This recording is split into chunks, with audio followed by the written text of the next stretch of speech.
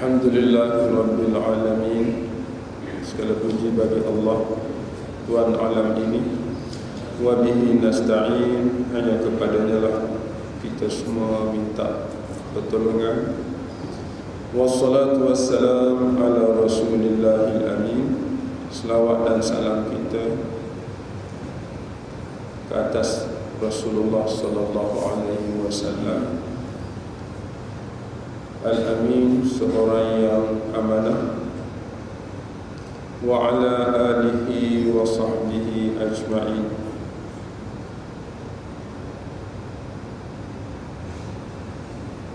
Dan juga selawat dan salam kita ke atas keluarga Nabi serta para sahabat semua sekalian.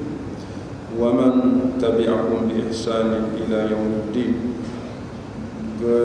Juga doa kita kepada sekalian muslimin muslimat yang ikut Nabi serta para sahabat sampai kepada hari kiamat.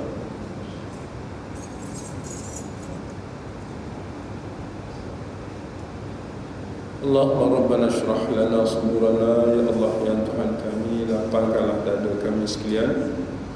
Wa yassir lana umurana, ya Allah yang Tuhan kami, permudahkanlah segala urusan kami.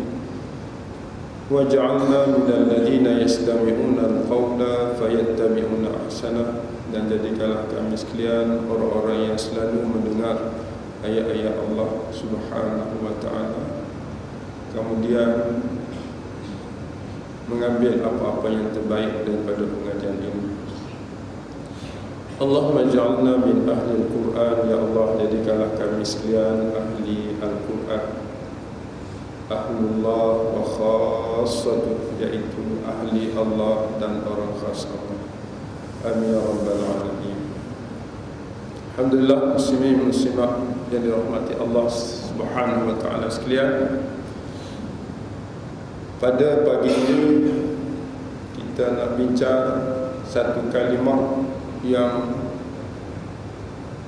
disebut dalam surah yang paling ringkas, paling pendek di dalam Al-Quran, iaitu tajuk kita Al-Kautsar. Al-Kautsar. Kautsar. Allah berfirman, A'udzu billahi minasy syaithanir rajim. Bismillahirrahmanirrahim. Inna a'tainakal kautsar. Sesungguhnya kami telah mengurniakan engkau Al-Kautsar. Fasalli, maka hendaklah engkau menunaikan salat, li rabbika, demi Tuhan engkau, kerana Tuhan engkau,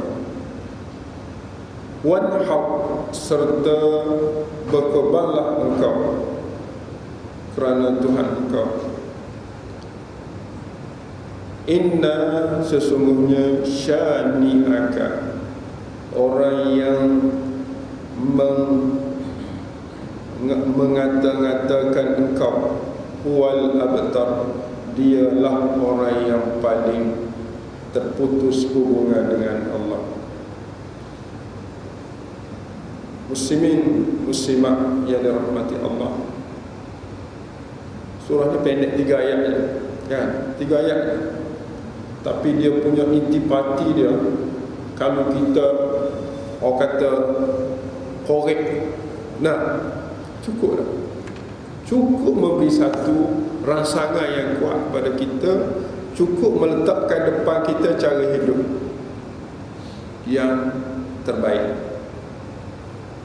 yang menjadikan kita ni relax, tenang.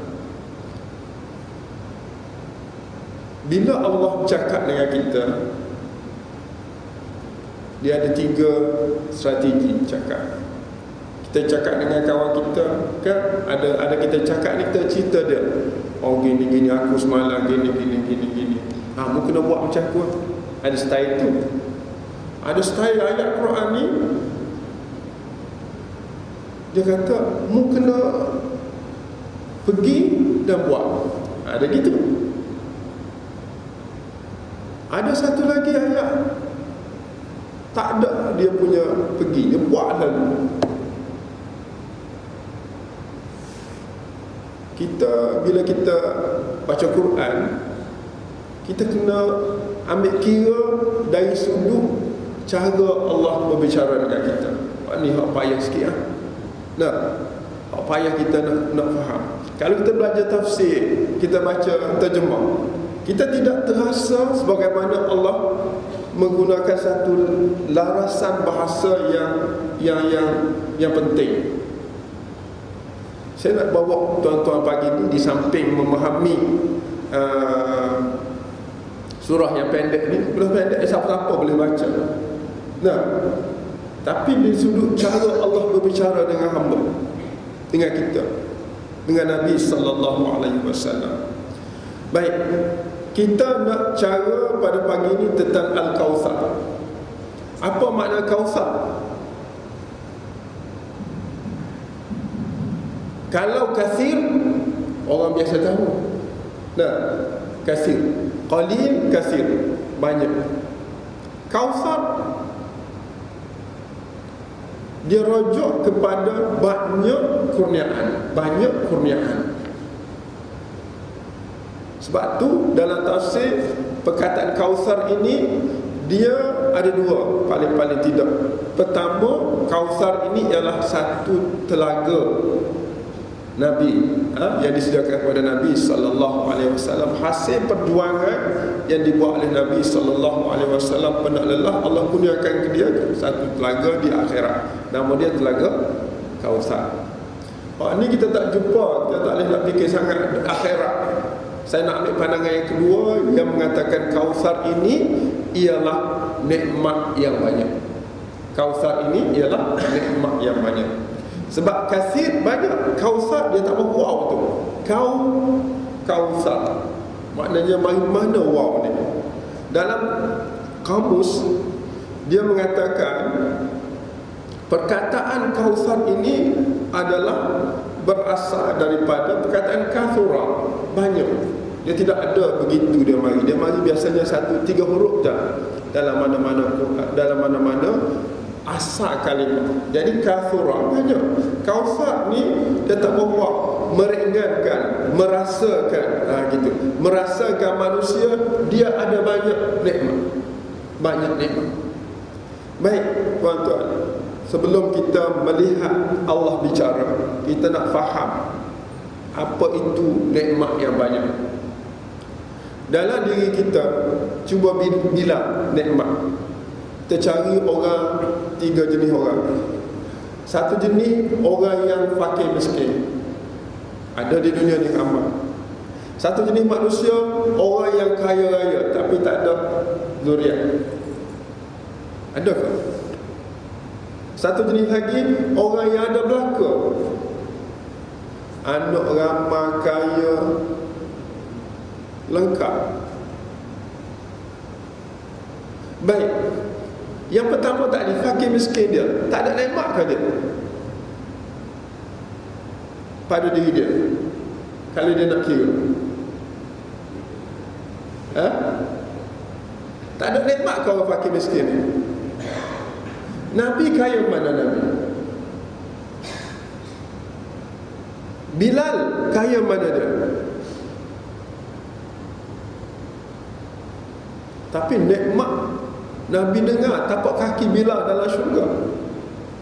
Hebat dia di sisi Allah Subhanahu wa taala. Kalau kita nak tengok nikmat pada orang fakir miskin, paling sedap nikmat dia makan. Kan? Nikmat makan, nikmat tidur. Apa lagi nikmat?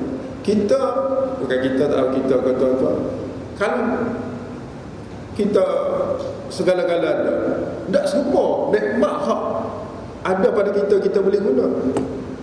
Kadang-kadang makan, hak ni boleh, hak ni tak boleh, hak ni gaul boleh makan, hak ni kan, nikmat ada kemudahan, tapi ada benda yang kita tak boleh guna. Baik, oleh sebab itu muslimin muslimat sekalian, nikmat ni kita kena baca dalam banyak bentuk. Kalau kita boleh start dengan tubuh kita, kita tak ada harta ni, tak ada harta, tak ada anak, start dengan tubuh kita. Apa benda nikmat yang ada pada tubuh kita? Sihat. Boleh mari masjid ni nikmat tuan. Tak semua orang boleh mari masjid. Duduk dalam majlis ni nikmat tuan. Kan Nabi SAW sebut, dan kita selalu ingat, ustaz-ustaz sebut, bila duduk dalam majlis gini kita akan dapat 4 keistimewaan. Ingat ni. Pertama apa dia? As-sakinah. Nabi sebutkan, majtama'a qaumun fi baitin min buyutillah yatluna kitaballah wa yatadarasunahu fi ma bainahum illa nazalat alaihimus sakinah.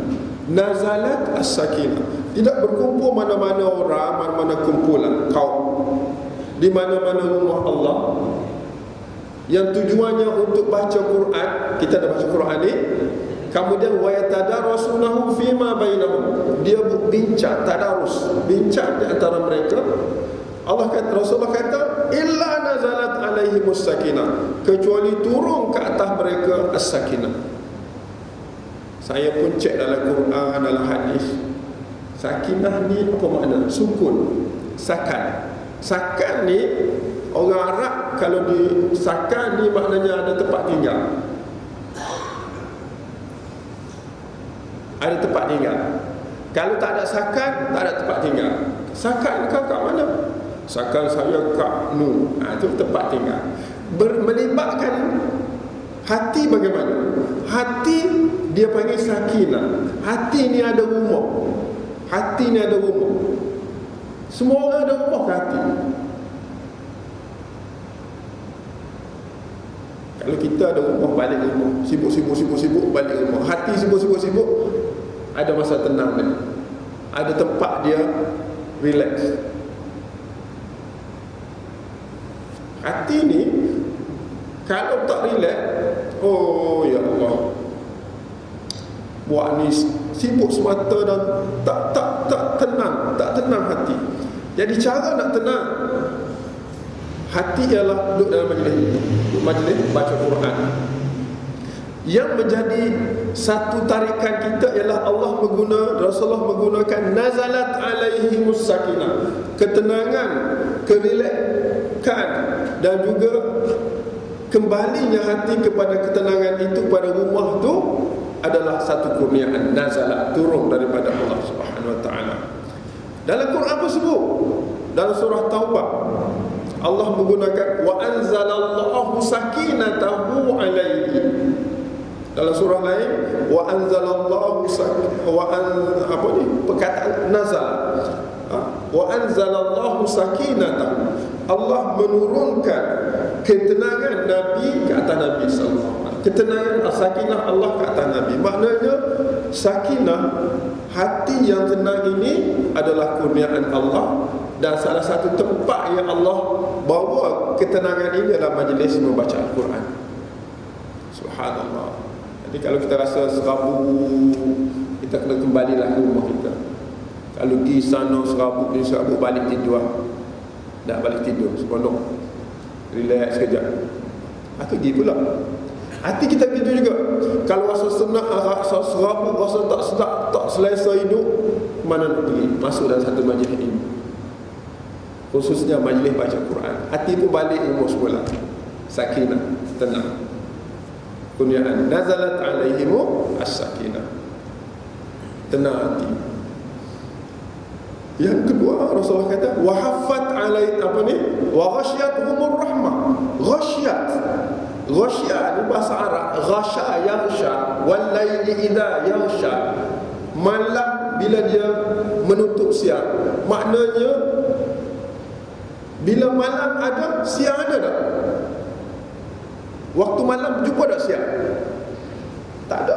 Sebab Allah guna wal laili idza yaghsha. Ghasya yaghsha ni dia tutup hak baru, hak lama, dia masuk hak baru.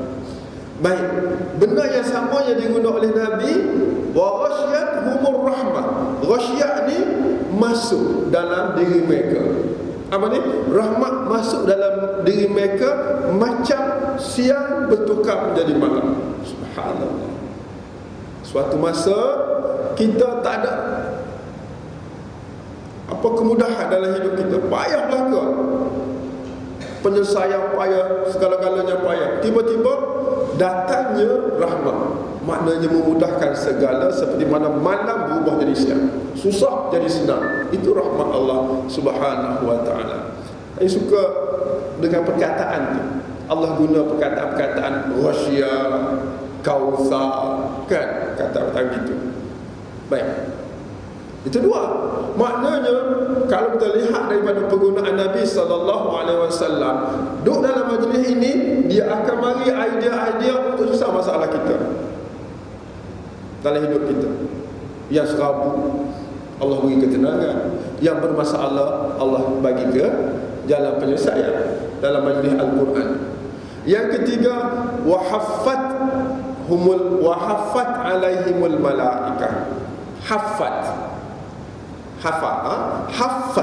alaihimul malaikat. Malaikat mari, dia hafal. Kita kata hafal, bahasa Kelantan dia hafal apa sayap dia. Maknanya dia datang menjaga. Bahasa kita ni kadang-kadang banyak Arab punya. Cuma kita tak clear aja. Tak cari mana. Jadi dia hafal, hafal sayap dia, hafat sayap dia. Dalam masa yang sama, dia berdoa kepada Allah, ya Allah berilah nikmat kepada orang-orang ini, ya Allah jauhkanlah musibah kepada orang-orang ini, ya Allah kurniakanlah hidayahmu kepada orang-orang ini. Doa mereka, bukan duduk jaga saja. Kemudian maknanya kita dapat doa para malaikat, jaga para malaikat duduk dalam majlis ni. Nak cari mana malaikat duduk dengan kita. Yang ketiga, yang keempat, wa dzakarahumullahu fi man indahu. Zakar ini makna zikir. Zakarun banyak, makna dia banyak. Orang lelaki pun dia panggil zakar, muzakkar. Benda hak lelaki tu pun dia panggil zakar. Orang lelaki kalau tak ada benda tu, dia tak jadi lelaki, jadi pondek, kan?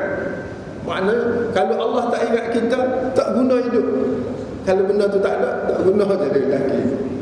Astagfirullahalazim. Minta maaf lah saya macam sebut benda gini, sebab nak ceritanya zakarun ni satu zikir, satu ingatan, satu kesyukuran, nikmat kepada manusia, sama ada lelaki ataupun perempuan. Jadi wa dzakarahum, dia guna fi'il. Allah secara praktikal akan ingat kepada orang-orang yang baca Quran, yang mentadarus Quran, macam kita ingat kepada diri kita, kan? Ingat selagi mana kita ni sebut apa orang lelaki, dia ingat nak bini. Kalau tak ingat nak bini tu, tak kenalah. Dia sentiasa zikir benda tu, kan? Berzikir. Tak faham ni saya cakap ni, tinggi sangat bahasa zikir. Tak apalah, tak faham pun, kira faham. Jadi saya nak cerita ni pasal bahasa tu, laras bahasa. Bila sebut zikir, kan, zikir dia kena ingat selalu. Macam kita sentiasa ingat, orang lelaki ingat nak kahwin, sebab dia zakarun, sebab dia muzakkar, dia ingat. Kita, Allah Subhanahu wa ta'ala, bila dia kata wa dzakarahumullah, Allah ingat pada kita. Bila Allah ingat kita, antara tempat yang paling penting ialah dalam majlis ilmu ini. Jadi paklah tuan-tuan. Pertama apa dia? Turunnya ketenangan. Yang kedua, Allah menyempurnakan nikmat. Yang ketiga, Allah kurniakan malaikat jaga dan berdoa. Yang keempat, Allah sendiri sebut-sebut akan kebaikan ini. Itu maknanya tentang ingatan dalam majlis inilah. Maknanya kita tak rugilah duduk dalam majlis ini. Baik, tuan-tuan muslimin muslimah, itu adalah nikmat. Duduk dalam majlis ini adalah nikmat juga. Nikmat yang banyak. Jadi Al-Kautsar, apalah saja yang kita dapat dinamakan Al-Kautsar. Abiha boleh faham setakat itu. Kita tengok ayat yang pertama yang Allah Subhanahu wa taala guna. Inna a'tainakal kautsar. Saya kata tadi, bila Allah bercakap dengan hamba, dia guna 3 bentuk. Ada guna bentuk laporan, isim. Bentuk ayat mubtada khabar, subjek predikat. Ada guna ayat verb, fi'il. Ada guna ayat penyambung, conjunction, huruf jar. Baik, tuan-tuan berhati-hati bila bercakap dengan Allah. Allah nak sesuatu benda tu kita kena faham. Kita tak boleh Allah cakap ni kita buat lain, tak kena. Sekarang ni inna a'tainakal kautsar. Ayat ni dia nak cerita apa? Allah, ustaz sebenarnya tengok dalam tafsir. Sesungguhnya kami a'tainaka, kamilah telah memberikan engkau al-kautsar, nikmat yang banyak. Tuan-tuan, bila Allah cakap gini, dia nak cerita poin yang paling besar. Apa benda? Ayat ni ayat subjek ke? Ayat ni ayat perintah, fi'il?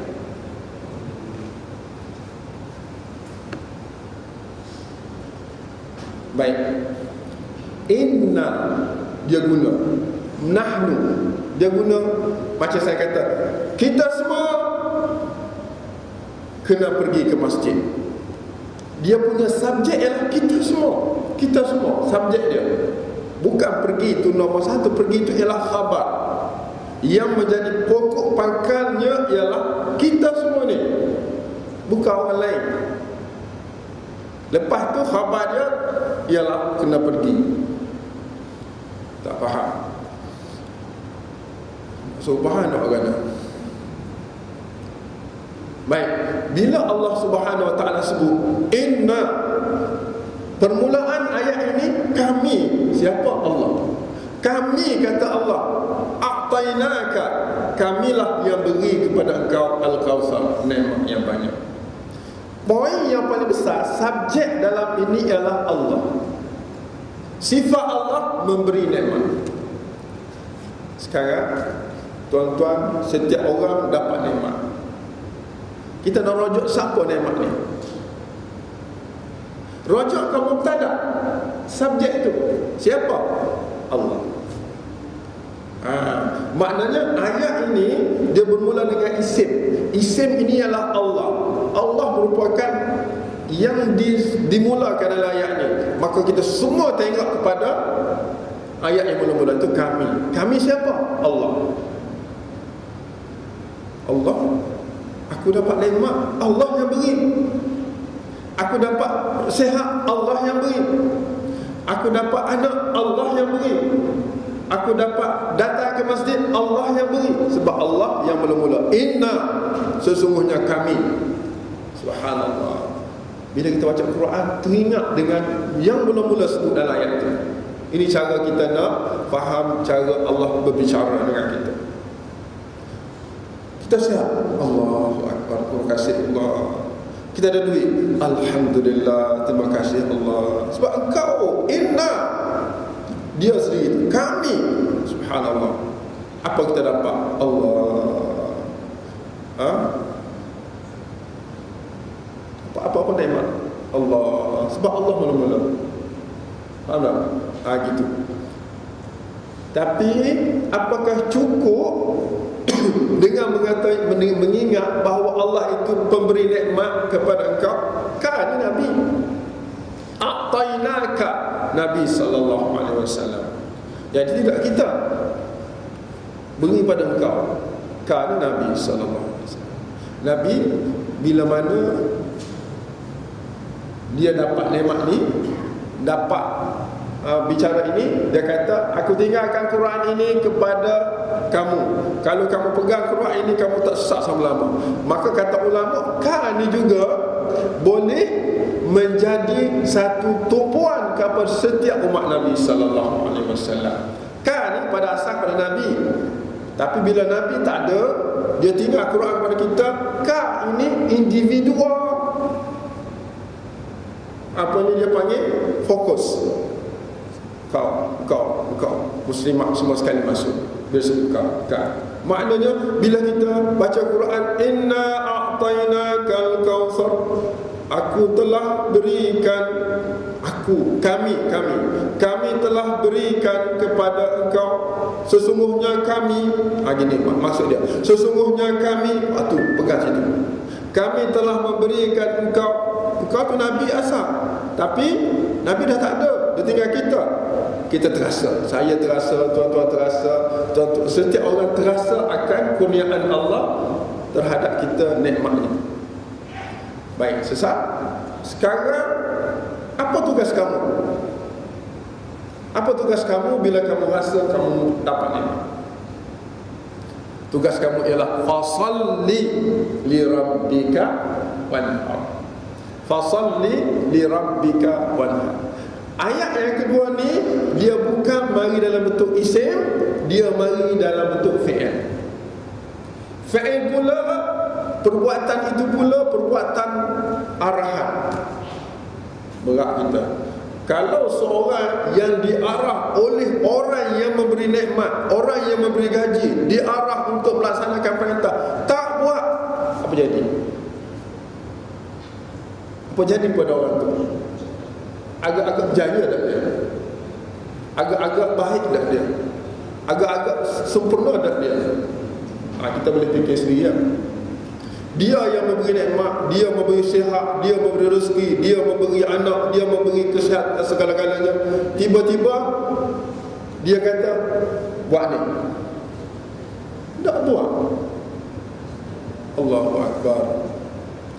Sebab tu ayat yang kedua ni dia guna verb, fi'il. Fi'il pula ada 3, past tense, present tense, order. Sekarang ni order. Fasalli. Tak boleh nak lagi. Apa arahan yang pertama selepas setiap orang itu merasai adanya nikmat? Semayang. Fasalli. Baik.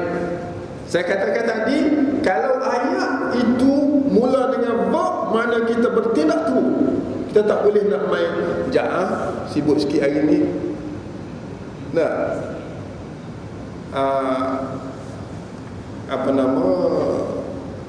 Bila panggil hayya 'alas salah, tuan-tuan, saya ni Bilal, muazzin, saya panggil ni kerana Allah suruh, marilah semayang. Solat apa makna? Solat ialah komunikasi dengan Allah, bercakap dengan Allah. Marilah, Allah panggilmu ni nak cakap ni, masa dah sampai ni, marilah. Kita pun dia tak mari.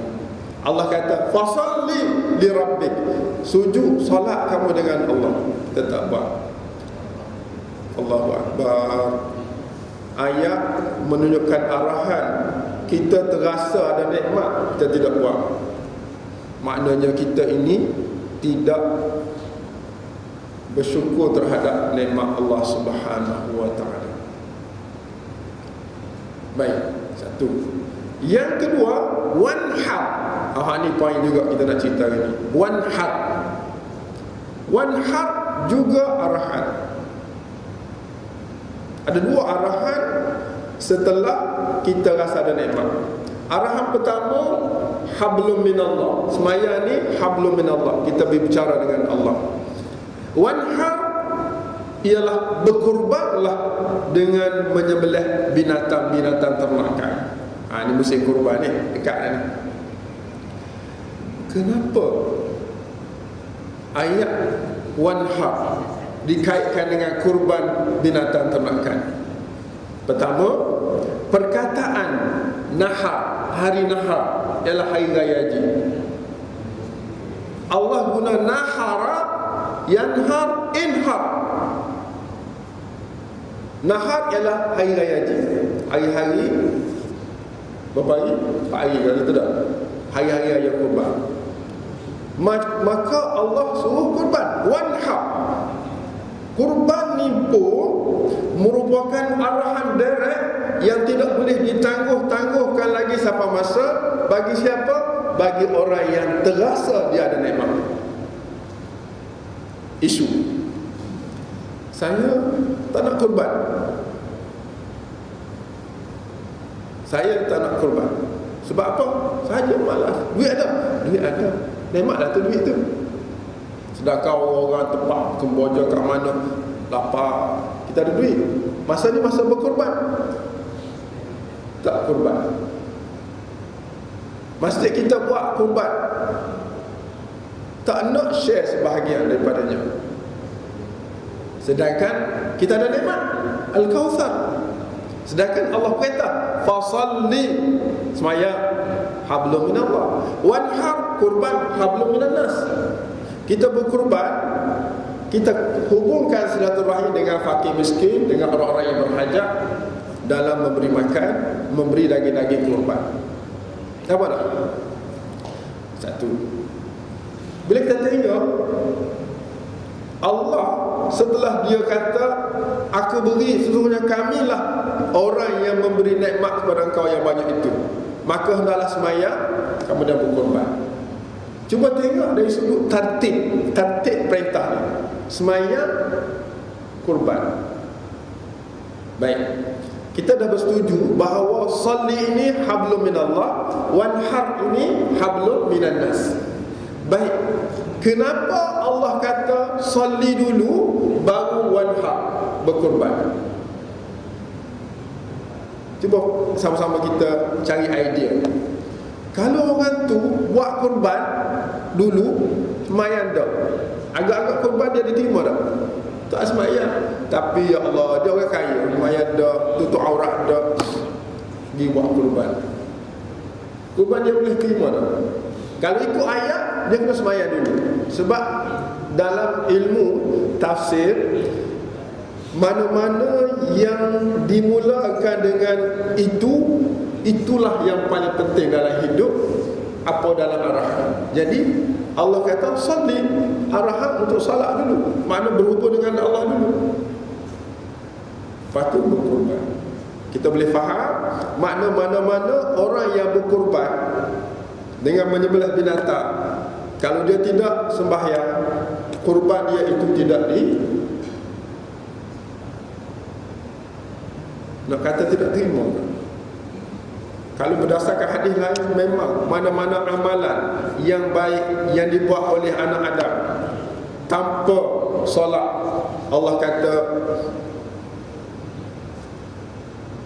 apa ni, tidak ada apa-apa pahala, ataupun tertahan pahala, paling kurang kita kata.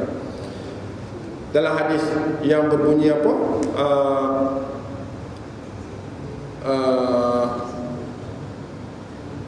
inna apa ni, as-salatu imaduddin, kan, sembahyang itu tiang agama. Faman aqamaha faqad aqamad din. Siapa yang mendirikan agama, dia telah mendirikan kehidupan beragama. Waman tarakaha, barang siapa yang meninggalkan solat, faqad hadamad din, maka sesungguhnya dia telah menghancurkan kehidupan beragama. Makna pahala tak ada tanpa solat. Oleh sebab itu betul lah Allah kata fasalli, maya dulu, semua kena tunaikan solat, wanhar, dan berkorban. Itu satu yang kita boleh belajar pagi ni. Yang kedua, orang sembahyang dengan sembahyang yang sempurna, berhubung dengan Allah, sembahyang mana berhubung dengan Allah dengan sempurna, akan terdetik di dalam hatinya ingin berkorban pada jalan Allah. Kalau kita sembahyang masih lagi tak suka kepada fakir miskin, masih lagi tak nak berkorban, kita kena nilai sejauh mana solat kita itu diterima Allah ataupun tidak. Nampak tak? Saya pun takut juga. Cakap-cakap ni sedap lah cakap, tapi nak buat, nak berkorban.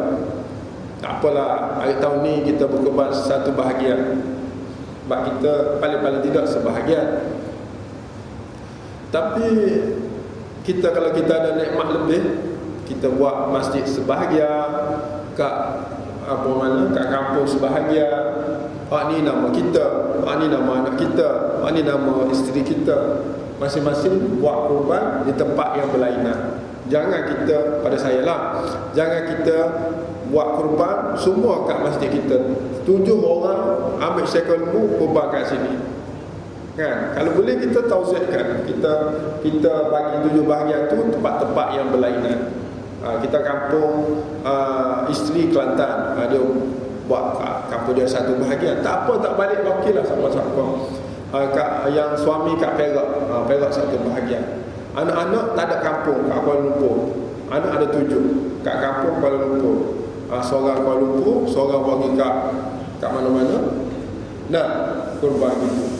Maknanya, kenapa yang bersungguh sangat korban ni? Sebab Allah kata, wanhar, berkorbanlah kamu. Ini siapa yang berkorban ni? Orang yang dekat dengan Allah. Kenapa dia dekat dengan Allah? Sebab Allah kata salli. Kenapa dia semayang berkorban? Sebab dia rasa bahawa nikmat ini bukan dia punya. Siapa yang punya? Inna, kami sesungguhnya, a'taina, benar-benar kami berikan kepada engkau al-kautsar, nikmat yang banyak. Kalau kita tengok itulah sebenarnya cara hidup yang Allah Subhanahu wa taala ajar kita dengan cara yang terbaik. Baik, faham dah tu dah ayat tu? Faham dah ayat tu? Maknanya cerita sekarang ni ialah cerita pertama, terasa nikmat ada. Yang kedua, cerita siapa yang mengurniakan nikmat, kita kena rasa. Yang ketiga, apa tindakan kita sebagai orang yang menerima nikmat. Pertama, kena sembahyang. Yang kedua, kena berkorban. Dan kita dah bicara bahawa beberapa poin dalam perkataan salli dengan wanhar ini. Pertama, kalau orang berkorban sembahyang dah, dikhawatiri, saya tak berani nak kata tak terima, tapi dikhawatiri besar amalan dia tidak diangkat oleh Allah Subhanahu wa taala, tergantung. Banyaklah hujah-hujah dari dalil dalam Quran. Satu.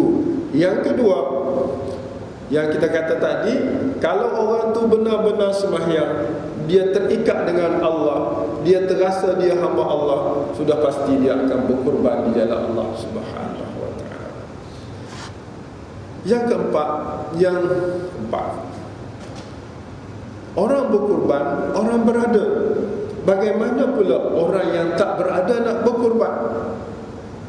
Sembahyang boleh lah, tak perlu duit. Tapi yang tak ada duit ni nak korban juga. Allah kata wanhar, sembahyang dan berkorban. Okey, dia ni panas sebelah, itu tak ada panas sebelah lembu.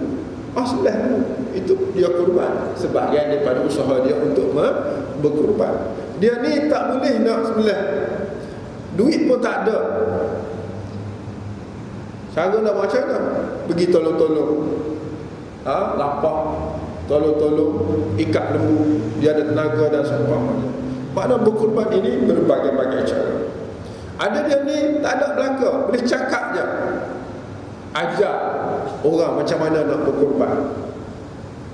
Semua bekerjasama untuk mencapai pahala ataupun makna wanhar, berkorbanlah.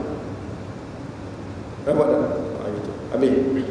Ayat yang ketiga, yang terakhir, dalam kita nak buat, nak sembahyang, nak berkorban, dia ada satu isu yang dinamakan isu syanik. Isu syanik. Syanik dalam bahasa Arab apa benda?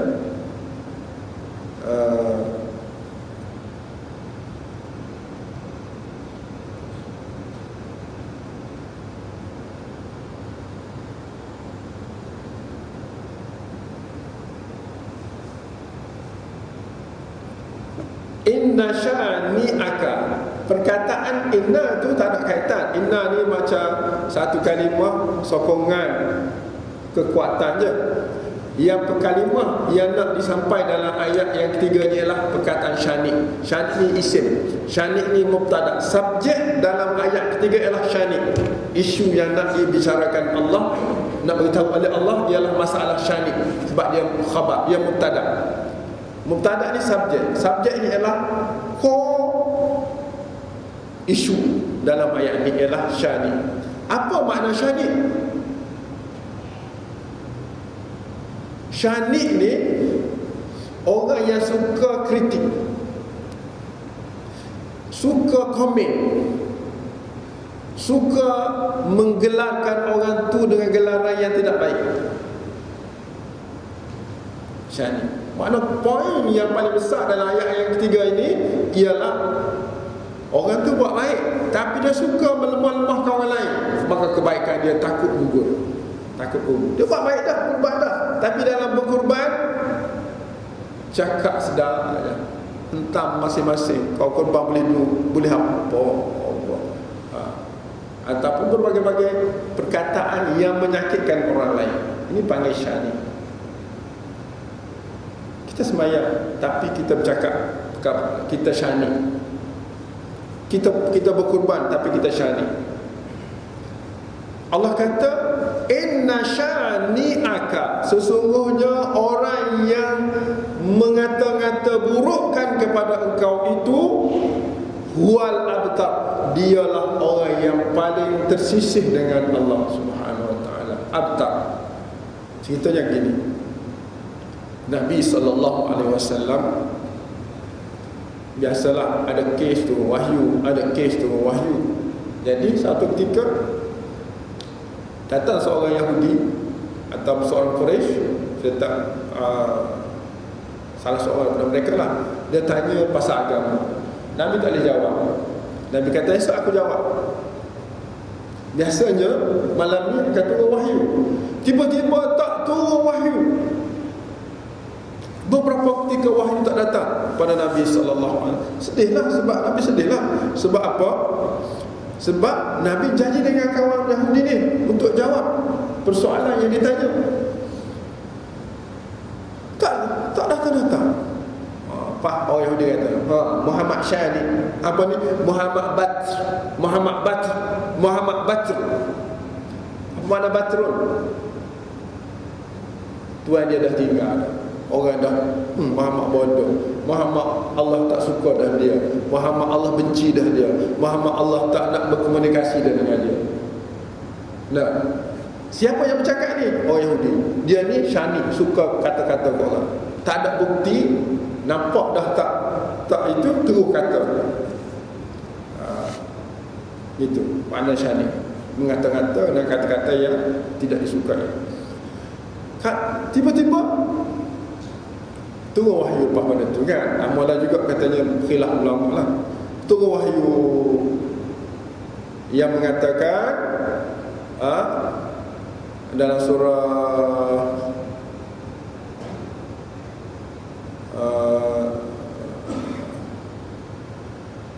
lepas surah apa ni, Al-Duha tu surah apa? Alam Nashrah kan? Ataupun alam nashrah laka sadrak wa wada'na anka wizrak alladhi anqadha dhahrak. Wah, ini makna cerita-cerita hak Nabi cerita, hak Allah angkat Nabi sallallahu alaihi wasallam. Cuma dalam surah Ad-Duha tu, wadduha wal laili idza saja ma wadda'aka rabbuka wa ma qala. Allah kata ma wadda'aka rabbuka. Walaupun orang-orang yang dia punya mulut celupa tu, dia panggil syani, dia kata Nabi tinggal dah. Allah kata ma wadda'aka rabbuka wa ma qala. Tidak Allah tinggalkan kau, dan tidak pun Allah lupa. Allah ingat. Cuma dia tak bagi wahyu tu ada berapa rahsia. Pertama, nak ajar umat Nabi SAW tentang bercakap tak boleh rasa kita. Bercakap kena sandar kepada Allah. Tak turun wahyu, kerana Nabi SAW tidak menyebut pada waktu itu insya-Allah. Dia kata esok aku jawab. Tak boleh gitu rupanya. Allah tegur. Kan? Maknanya walaupun kita rasa esok kita mampu, kita kata insya-Allah esok saya jawab. Itu satu maslahat daripada Allah mengajar umat Nabi. Maknanya bila orang tanya tak boleh jawab hari ni, esok aku jawab. Tak boleh esok aku jawab, tapi insya-Allah besok aku jawab. Insya-Allah besok aku datang. Itu satu ilmu. Yang kedua, disebut dalam tafsir, kenapa wahyu tak turun? Kerana pada waktu itu dengan tidak disengajakan masuk seekor anjing, dikatakan dalam rumah Nabi sallallahu alaihi wasallam, menyebabkan wahyu tak turun. Binatang masuk dalam rumah. Kita letak gambar-gambar yang tidak baik, yang berbentuk dalam rumah, gambar binatang. Takut-takut malaikat tak masuk. Zaman Nabi gitu. Jadi nak ajar kita, mana-mana rumah yang ada benda-benda gini, rahmat mungkin susah nak sampai. Itu. Yang ke akhir sekali, kita dalam hidup kita ni jangan cepat mengata-ngatakan barang yang kita tak tahu. Jangan kita menggelarkan sahabat-sahabat kita dengan gelaran yang dia tak suka. Jangan kita mengecil-ngecilkan orang yang kita rasa dia tidak ada kebolehan. Sebab takut-takut apa yang kita kata itu salah. Dan kalau kita kata itu salah, kita disebut sebagai syanik. Bila syanik, kejahatan kita itu kembali kepada kita sendiri. Inna syani'aka, sesungguhnya orang yang menggelarkan engkau dengan gelaran yang tidak baik itu, huwa, dialah al-abtar, orang yang paling tidak disukai oleh Allah. Abtar ni, kalau orang Yahudi gelar Nabi itu batar, Allah kata dia tu abtar. Kalau dia gelar kamu ni orang tak ada harga diri, kamu lebih teruk lagi tak ada harga diri. Itulah sikit sebanyak yang kita dapat belajar pada pagi ini. Moga-moga Allah Subhanahu wa taala beri taufik dan hidayah kepada kita, dan moga-moga Allah ajar kita dengan ilmu yang berguna daripada kitab-kitab Allah Subhanahu wa taala. Maknanya ayat yang ketiga dengan yang pertama ni ayat isim. Dia nak cerita pasal poin kalimah pertama, iaitu kami yang memberi. Isim yang kedua syahid. Ayat yang kedua adalah fi'il, salli wanhar. Dia nak cerita pasal action yang perlu dilakukan oleh hamba. Ada satu ayat lagi tu, insya-Allah nak ayat dia panggil ayat penyambung. Dia panggil jumlah syibih jumlah yang dimulakan huruf ja. Ayat ni macam bismillahirrahmanirrahim kan, dengan dia menyambung. Jadi kalau dia sambung tu, kita kena buat dari sudut penyambungan. Nak makan kena baca bismillah, nak tidur kena baca bismillah, sebab dia penyambung. Nak panjang cerita lagi, tuan-tuan belajar Arab lah. Gitu. Nah, wallahu a'lam. Moga-moga Allah Subhanahu wa taala beri ilmu kepada kita. Aku qauli hada, astaghfirullahal azim li wa lakum wa lisairil muslimin wal muslimat wal mu'minin wal mu'minat innahu wal ghafurur rahim. Assalamualaikum warahmatullahi taala wabarakatuh. Allahumma salli ala sayyidina Muhammad, Allahumma salli wa sallim alaihi. اللهم إنا نسألك إيمانا كاملا ويقينا صادقا ولسانا ذاكرا وقلبا خاشعا ورزقا واسعا حلالا طيبا وعملا صالحا متقبلا. اللهم علمنا فيما جهلنا واجعلنا من العاملين. وصلى الله على سيدنا محمد وعلى آله